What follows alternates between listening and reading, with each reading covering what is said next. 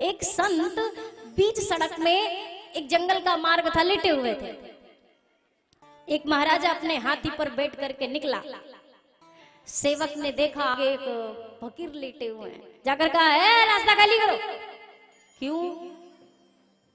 अरे महाराज आ रहे हैं, महाराज आ रहे हैं, रास्ता खाली करो। वो संत ने लेटे लेटे कहा, अपने महाराज से कह दो शहंशाह लेटा हुआ है, नहीं खाली करेगा, नहीं करेंगे।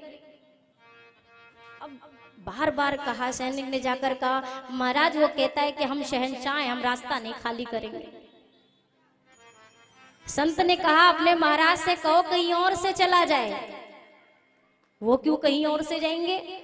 संत ने कहा, हम उसके रास्ते में नहीं आए, हम तो अपनी जगह पे थे, वो हमारे रास्ते में आया है, हम नहीं जाएंगे।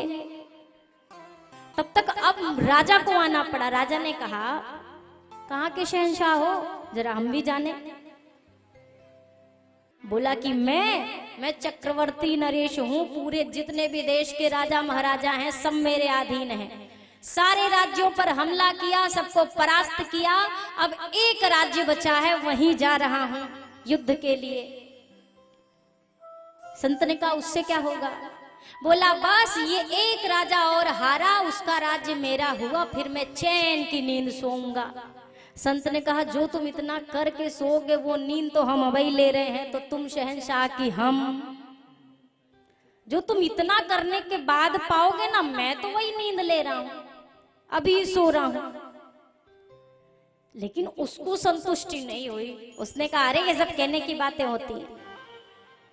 संत ने कहा, तुम्हें बहुत अभिमान है, तुम्हें क्या लगता है तुम्हारी ये संपत्ति किस काम की है? राजा ने कहा, अरे मेरी इतनी संपत्ति है ना कि आने वाली 10 पीढ़ियां भी यदि बैठ के खत्म करना चाहेंगी तो खत्म नहीं होंगी। अच्छा, तुम्हें इतना अभिमान है?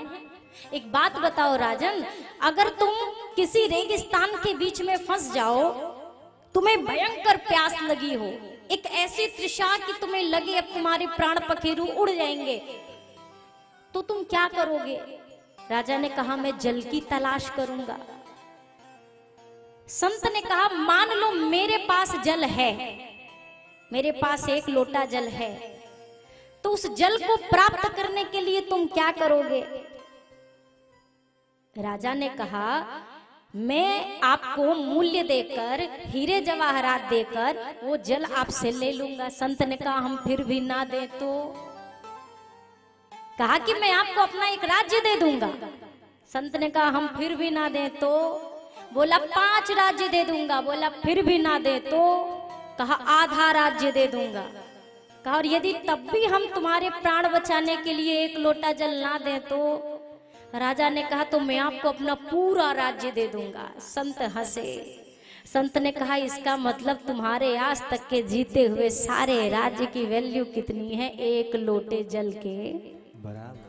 इतनी सी कीमत है तुम्हारे इतने बड़े संपदा की, और तुम खुद को महाराजा कहते हो। जब राजा ने सुना, उल्टे पांव लौट चला। उसकी समझ में आया कि वाकई में, और ये चीज हम सब भी समझे।